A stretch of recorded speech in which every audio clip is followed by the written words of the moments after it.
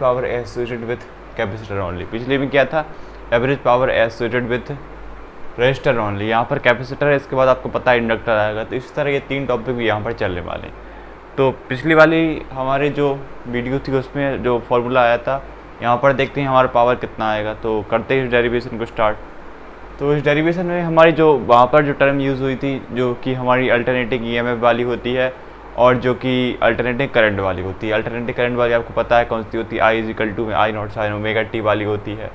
और alternating EMF वाली आपको पता है इजिकल टू में ई नॉट साइन ओमेगा टी वाली होती है। ये वाली टर्म यहाँ पर यूज़ होने वाली, इनकी हेल्प से हम इसको सॉल्व करेंगे। तो आइए देखते हैं। तो यहाँ पर हम लिख लेते हैं वी नो दैट करके, we know that E is equal to में क्या जाएगा हमारा, E naught sine omega t आ जाएगा। और यहाँ पर I इज इक्वल टू में क्या आ जाएगा, आई नॉट कॉस ओमेगा टी आ जाएगा। अब आप सोचेंगे यहाँ पर कॉस क्यों ले लिया। तो आपको पता है हम जो पहले किया करते थे, मतलब कि यहाँ पर क्या ले करते थे, कॉस ओमेगा टी लेते थे। उसके बाद यहाँ पर क्या लगाते थे हम, आपको पता है साइन 90 प्लस थीटा वाला एक फार्मूला लगता था, साइन 90 प्लस थीटा वाला फार्मूला लगता था। इससे क्या हो जाता था, ये आई नॉट हमारा किस में कन्वर्ट हो जाता था, I naught sine omega t plus π/2 पे कन्वर्ट हो जाता था। फिर हम बोलते थे करंट यहाँ पर लीड कर रहा है। तो इस तरह की यहाँ पर ये टर्म बन जाती थी। तो ऐसे भी हम इसको कॉस के टर्म में हम भी वहाँ पर भी लिखते थे और यहाँ पर ही हम लिख सकते हैं। तो इस तरह से हम इसको फिर सॉल्व किया करते थे, आपको याद आ रहा हो कि आई नॉट, फिर यहाँ पर हम 90 प्लस थीटा यहाँ पर π/2 थीटा यहाँ पर ओमेगा टी हो जाता था, 90 की वैल्यू π/2 होती है। तो वो यहाँ पर रख देते थे। फिर हम देखते थे कि फेज डिफरेंस क्या है, कि कौन लीड कर रहा है कौन लैग कर रहा है। तो वो यहाँ पर हमने यूज़ किया है। तो E is equal to E naught sine omega t और आई की वैल्यू कॉस ओमेगा टी यहाँ पर की है। अब यहाँ पर कौन सा यूज़ करेंगे, जो पिछले वाले में किया था, पावर वाला फार्मूला। तो पावर वाला फार्मूला क्या होता है, पावर इज इक्वल टू में वर्क अपॉन टाइम होता है। तो यदि हम स्मॉल टाइम के लिए और स्मॉल वर्क के लिए देखें तो फार्मूला बन जाएगा dw/dt हो जाएगा। तो यदि यहाँ पर स्मॉल वर्क की वैल्यू फाइंड कर ले, मतलब dw की, तो यहाँ पर वो हो जाएगी p/dt हो जाएगी, क्योंकि स्मॉल वर्क के लिए, क्योंकि ये dw इस तरफ हो जाएगा और p इसके साथ हो जाएगा। तो ये स्मॉल वर्क के लिए यहाँ पर हो जाएगा। तो यहाँ पर हम वही लाइन लिखेंगे जो पिछले में लिखी थी, let dw v the small amount of work in small time dt। मतलब dw क्या है, small time amount of work है स्मॉल टाइम dt के लिए। अब यहाँ पर ये वाली इक्वेशन है, उसको हम यहाँ उठा के लिख देते हैं। तो dw इज इक्वल टू क्या हो जाएगा, p dt आ जाएगा। dw क्या आ गया हमारा, p dt आ गया। अब आपको पता है, यदि पिछला वाला आप समझ के आ रहे थे, तो p की वैल्यू क्या होती है हमारी, जो p इज इक्वल टू में क्या होता है हमारा, vi होता है। और आपको पता है इस चैप्टर हमने यही किया कि p की जगह पर या फिर v की जगह क्या लिख दिया, e लिख दिया, क्योंकि ये वोल्टेज है, हमको यहाँ पर EMF की ज़रूरत पड़ती है। तो EMF की मतलब E की ज़रूरत पड़ती है। तो p की जगह हम क्या लिख देते हैं, यहाँ पर E लिख देते हैं। तो EI वाला फार्मूला ये हमारा यहाँ पर काम आता है, ये वाला फार्मूला यहाँ पर हमारे काम आता है। तो p इज इक्वल टू में यहाँ पर E आ जाएगा। तो dw इज इक्वल टू क्या आ जाएगा, EI dt आ जाएगा। तो यदि यहाँ पर क्या आ गया हमारा, E आ गया और I आ गया, E और I आपको पता है ये E की वैल्यू रही, ये I की वैल्यू। तो ये E की और ये I की वैल्यू की जगह हम ये वाली वैल्यू यहाँ पर पुट कर देंगे, क्योंकि ये E की वैल्यू ये I की वैल्यू ये दोनों हम यहाँ पर पुट कर देंगे। तो उसके बाद हम इसको सॉल्व करेंगे। तो वही हम यहाँ पर करेंगे। तो dw इज इक्वल टू क्या आ जाएगा हमारा, यदि पिछले वाले को आप समझ के आ रहे हैं तो अभी तक का तो आपको सब कुछ समझ में आ रहा होगा। और उसके बाद आई नॉट कॉस ओमेगा टी आ जाएगा और dt साथ में चल ही रहा है। तो इतना आपको समझ में आया। यहाँ से क्या किया हमने, E की वैल्यू भी पुट कर दी और I की वैल्यू ये दोनों वैल्यू यहाँ पर पुट कर दी। अब क्या हो जाएगा, यहाँ से पहले वाले तो क्या हो जाता था, यहाँ पर साइन भी रहता था और यहाँ पर साइन रहता था। यहाँ पर साइन का स्क्वायर हो जाता था, लेकिन यहाँ पर अब ऐसा नहीं होगा। तो यहाँ पर अब क्या होगा, तो वो देखेंगे। तो लेकिन यहाँ पर क्या हमारा स्मॉल वर्क के लिए, तो फुल वर्क के लिए निकालने के लिए क्या करना पड़ेगा, आपको पता है ये छोटा हिस्सा है और पूरे पार्ट के लिए निकालना है तो छोटे छोटे हिस्सों को आपस में जोड़ना होगा, तो उसके लिए क्या करते हैं हम इंटीग्रेट करते हैं।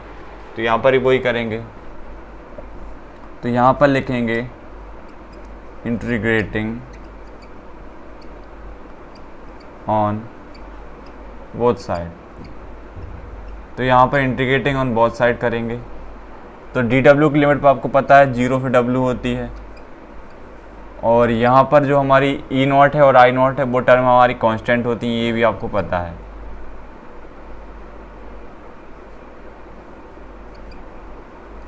कांस्टेंट से मतलब क्या है, जिनका इंटीग्रेशन नहीं होता, मतलब जो कांस्टेंट टर्म होती हैं जैसे E0 और I0 है, इनका यहाँ पर पीक वैल्यू नहीं होती, क्योंकि ये तो हमारी पीक वैल्यू, ये अल्टरनेटिव की EMF ये I0 की ये पीक वैल्यूज होती हैं, तो इनकी यहाँ पर इंटीग्रेशन नहीं होती। इंटीग्रेशन किसकी होती है, ट्रिग्नोमेट्रिक फंक्शन की, साइन कॉस, इनकी इंटीग्रेशन होती है, इसकी इंटीग्रेशन यहाँ पर नहीं होगी। तो ये E0 और I0 यहाँ पर हमारी बाहर लिख लेते हैं, बाकी जो सब होती है उनको हम अंदर लिख के उनका इंटीग्रेशन करते हैं। तो E0 और I0 को हमने बाहर लिख लिया, बाकी जो इंटीग्रेशन होगी उनको हम अंदर लिख देंगे। तो यहाँ पर जो लिमिट होगी वो किसके लिए होगी, फुल टाइम पीरियड के लिए। फुल टाइम पीरियड के लिए यदि लिमिट पुट करेंगे तो वो क्या आएगी, 0 से t आएगी। यहाँ पर किसके लिए इंटीग्रेशन करेंगे हम, 0 से t के लिए, क्योंकि यहाँ पर 0 w मतलब फुल वर्क के लिए किया, तो यहाँ पर ये फुल टाइम के लिए होगी, वो कितनी होगी, 0 से t हो जाएगी। और अंदर कितना बचेगा हमारा, साइन ओमेगा t और कॉस ओमेगा t और dt।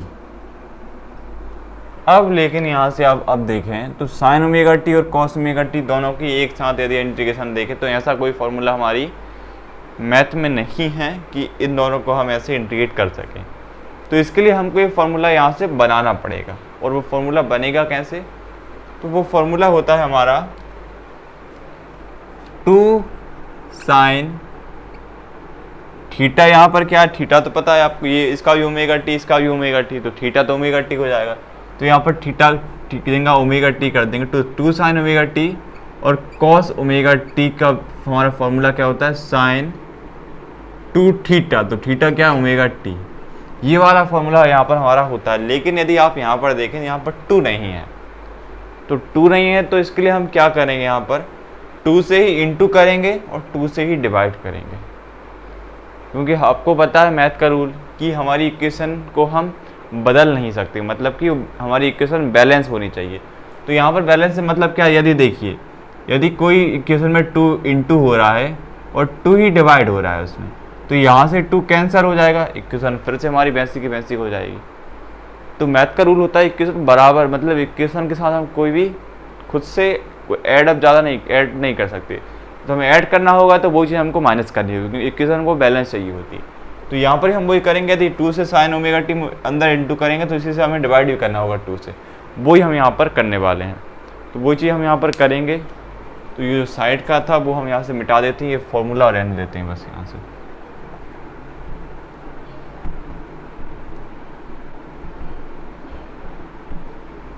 तो यहीं पर हम ये क्या करेंगे, इसमें ही हम इंटू करेंगे और 2 से डिवाइड करेंगे।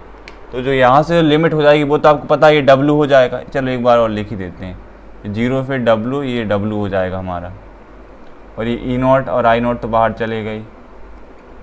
और यहाँ पर क्या करेंगे हम, 0 से t, तो 2 का अंदर इंटू कर देंगे और 2 से ही क्या कर देंगे, डिवाइड कर देंगे।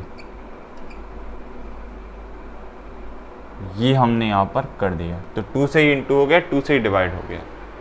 तो 2 से इंटू और 2 से डिवाइड करने पर होगा क्या, इसको हम बॉक्स में बंद कर देते हैं। ये फॉर्मूला है हमारा, ये आपको याद रहना चाहिए।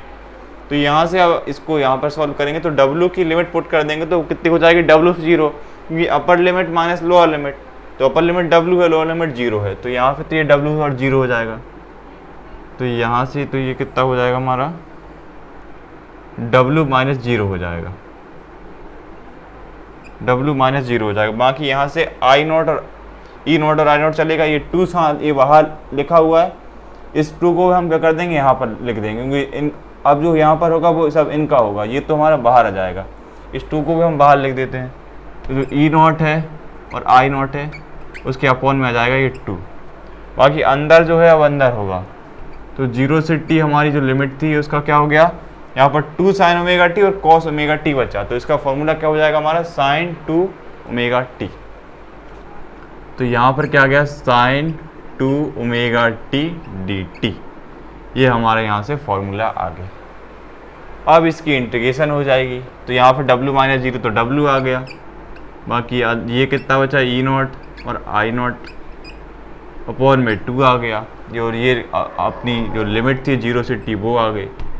अब इसकी इंटीग्रेशन होगी, sin 2 ओमेगा टी की इंटीग्रेशन कितनी होती, माइनस का cos, साइन की इंटीग्रेशन कितनी होती, माइनस का cos, साइन की इंटीग्रेशन माइनस का cos। अभी तक करते आ रहे होंगे तो आपको याद भी हो गई, क्योंकि साइन की इंटीग्रेशन होती है माइनस का cos और एंगल कितना है 2 ओमेगा टी।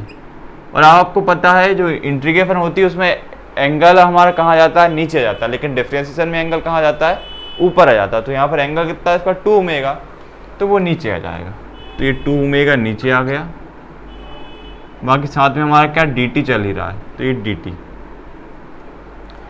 अब यहाँ से क्या हो जाएगा हमारा, तो w आ जाएगा, ये माइनस का साइन ये अंदर है, इसको हम बाहर लिख देंगे, ये माइनस का ई नॉट और आई नॉट आ जाएगा। और नीचे भी आप देखें तो यहाँ से क्या है हमारा 2 ओमेगा है और यहाँ पर 2 है, देखें आप ये 2 ओमेगा है और ये 2 है, तो 2 इंटू 2 कितना हो जाएगा, 4 हो जाएगा, तो यहाँ पर 4 ओमेगा आ जाएगा। समझ में आया, ये 2 ओमेगा था और ये 2 था, तो 2 इंटू 2 कितना हो गया, 4 हो गया, तो 4 ओमेगा आ गया। बाकी अंदर कितना बचा, cos 2 ओमेगा टी बचा, तो अंदर कितना बचा हमारा cos 2 ओमेगा टी। तो यदि हम यहाँ पर इसको ऐसे ना लिख के इस तरह से लिख देते हैं, क्योंकि अब हमारी इंटीग्रेशन तो हो चुकी है, अब डायरेक्ट हमको लिमिट पुट करनी है, तो इस तरह से इसको लिख देते हैं, तो cos 2 ओमेगा टी, और यहाँ से लिमिट कितनी 0 से t हमको पुट करनी है, तो वो यहाँ पर आप पुट करेंगे, तो w कितना जाएगा माइनस का ई नॉट और आई नॉट, और यहाँ पर कितना जाएगा हमारा 4 ओमेगा आ जाएगा, यहाँ पर ई नॉट आई नॉट 4 ओमेगा। अब अंदर क्या हो जाएगा हमारा, इसकी जो 0 से t हमारी लिमिट है वो यहाँ पर पुट हो जाएगी, मतलब 0 से t लिमिट है वो पुट हो जाएगी, तो 0 से t लिमिट पुट कर देते हैं। तो यहाँ पर cos 2 ओमेगा हो जाएगा, ये स्मॉल t जहाँ पर है ना वहीं पर लिमिट पुट होगी, यहाँ पर ये स्मॉल t है तो इसकी जगह कैपिटल T आ जाएगा, ये कैपिटल T आ गया। और यहाँ पर अब 0, क्योंकि upper limit minus lower limit होती है, अपर लिमिट पुट हो चुकी है, लोअर लिमिट कितनी 0 है, तो यदि t की जगह पर हम 0 पुट करें तो ये सारी टर्म 0 हो जाएगी, बाकी बचेगा क्या cos 0 अकेला बचेगा, क्योंकि ये t के साथ ये 2 ओमेगा है, ये दोनों भी 0 हो जाएंगे, तो यहाँ पर कितना बचेगा माइनस का cos 0 आ जाएगा।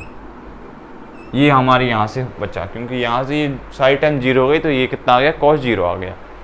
अब आपको पता होगा जो ओमेगा होता है हमारा, ओमेगा का फॉर्मूला कितना होता है हमारा 2 पाई f होता है। यदि आपको यहाँ से ना दिख रहा हो तो इसको हम क्या करते हैं, इसको हम कहाँ लिखें, ओमेगा का आपको फॉर्मूला पता है, चलो इसको हम यहाँ पर लिख देते हैं, ये हम यहाँ पर बॉक्स बना के इसको यहाँ पर लिख देते हैं।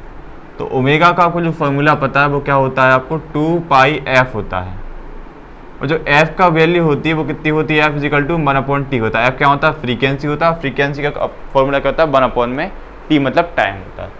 तो यदि यहाँ से हम f की वैल्यू पुट कर दें तो ओमेगा की वैल्यू आती है वो कितनी 2 पाई बाई टी आ जाती है। ये फॉर्मूला आपको पता है, पिछली वीडियो से आप पूरी देख के आ रहे हैं, इस चैप्टर को पूरा अच्छे से पढ़ के आ रहे हैं, तो ये वाला फॉर्मूला आपको पता है।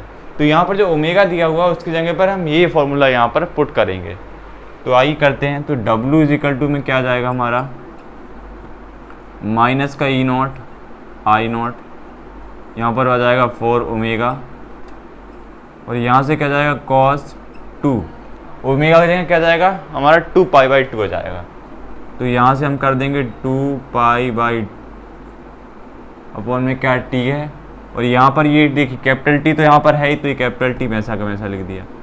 बाकी यहाँ पर क्या है cos 0, तो cos 0 की वैल्यू कितनी होती है हमारी 1 होती है। तो यदि हम यहाँ पर लिखें तो जो cos 0 होता है हमारा वो कितना होता है 1 होता है। ये आपको याद भी रखना, जो cos 0 होता है उसकी वैल्यू कितनी होती है 1 होती है, cos 0 कितना 1 होता है। तो cos 0 हमारा माइनस के साथ 1 आ गया, और यहाँ पर क्या हो गया ये देखिए t है और एक ऊपर भी t है, एक ये टी और एक ये टी, तो ये टी से टी हमारी क्या हो गई, कैंसिल हो गई। एक टी से दूसरी टी कैंसिल हो गई। बाकी यहाँ पर अब क्या बचा, एक 2 बचा, एक 2 पाई बचा। तो 2 और 2 पाई कितना हो जाएगा, 4 पाई हो जाएगा। कितना, यहाँ पर एक 2 पाई और यहाँ पर एक 2, तो कितना हो जाएगा, cos 4 पाई हो जाएगा। वो यहाँ पर हम करने वाले हैं, तो इतना आप नोट कर लीजिए। उसके बाद मुझे यहाँ से मिटाना पड़ेगा ऐसे, तो आपने नोट कर लिया होगा। वैसे यहाँ से हम मिटाते हैं।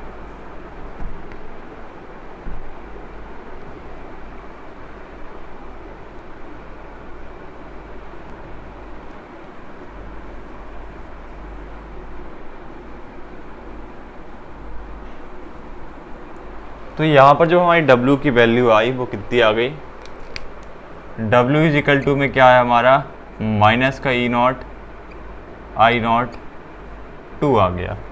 बाकी वहाँ पर जो T से T तो कैंसिल हो गया और एक टर्म हमारी 1 आ गई थी, और यहाँ पर ये 2 बचा था और एक 2 पाई था। एक ये 2 था, एक ये 2 पाई था, तो कितना हो गया, cos 4 पाई हो गया। तो यदि हम यहाँ पर एक बार इसको लिख दें तो ये कितना हो गया, cos 4 पाई हो गया, 1 आ गया। और आपको यदि नहीं पता है तो क्या होता है, हमारा जो cos 4 पाई होता है, जो cos 4 पाई होता है उसकी वैल्यू भी कितनी होती है, 1 ही होती है। तो cos 4 पाई हमारा कितना होता है, 1 ही होता है, और cos 0 भी हमारा कितना होता है, 1 ही होता है। तो एक ये यूज़ किया है और एक ये वाला यूज़ किया, तो cos 4 पाई भी हमारा 1 ही होता है और cos 0 भी हमारा 1 ही होता है। तो यदि हम यहाँ पर cos 4 पाई की वैल्यू भी पुट कर दें तो W इज इक्वल टू क्या जाएगा, E0 और I0, यहाँ पर 2 हो जाएगा। तो cos 4 पाई की वैल्यू हमने पुट करी, तो cos 4 पाई की वैल्यू कितनी होती है, 1 होती है, तो वो यहाँ पर पुट कर देंगे, तो 1 माइनस 0 हो जाएगा। और 1 में से 1 गया तो कितना बचेगा, 0 बचेगा। 1 में से 1 गया, कितना बचा, 0 बचा। तो W इज इक्वल टू में क्या जाएगा, ये 1 में से 1 गया तो 0 बचा, तो यहाँ पर 0 आ गया, और ये टर्म इसके साथ लिखी हुई है, तो पूरी टर्म कितनी हो गई, 0 हो गई। 1 में से 1 गया, 0 बचा, और 0 में से ये टर्म इंटू होगी, तो सारी टर्म हमारी क्या हो जाएगी, 0 हो जाएगी। तो W कितनी आ गई, W इज इक्वल टू 0 आ गया। समझ में आया, यहाँ पर ही 1 था, यहाँ पर ही 1 था, तो 1 से 1 इंटू हो गए, कितना हो, 1 से 1 माइनस हुआ तो 0 आ गया, और ये सारी टर्म हमारी 0 हो गई। तो पावर का फॉर्मूला आप देखें हम यहाँ पर, अब क्योंकि निकाले तो हम पावर ही है, तो पावर का जो फॉर्मूला होता है वो कितना होता है, W अपॉन में T होता है। पावर का फॉर्मूला क्या होता है, W अपॉन में T होता है। तो यदि हम यहाँ पर W की वैल्यू पुट कर दें तो P इज इक्वल टू में 0 और यहाँ से T आ जाएगा, तो यहाँ से P की वैल्यू आएगी वो कितनी आ जाएगी, 0 आ जाएगी। मतलब कि यहाँ से पावर कितनी, 0 है, लेकिन पहले वाले में कितनी आई थी, E0 I0 अपॉन में 2 आया था। तो ये, लेकिन यहाँ पर जो कैपेसिटर में पावर कितनी आई, 0 आई, क्योंकि वर्ग हमारा 0 आया। कैसे आया वर्ग 0, वो आपने देखा, आपको समझ में आया होगा। और यहाँ से हमारी पावर P की वैल्यू इसमें 0 आई। अब देखते हैं इसके बाद इंडक्टर का नेक्स्ट वीडियो में, तो मिलते हैं नेक्स्ट वीडियो में। Thank you for watching this video, thank you.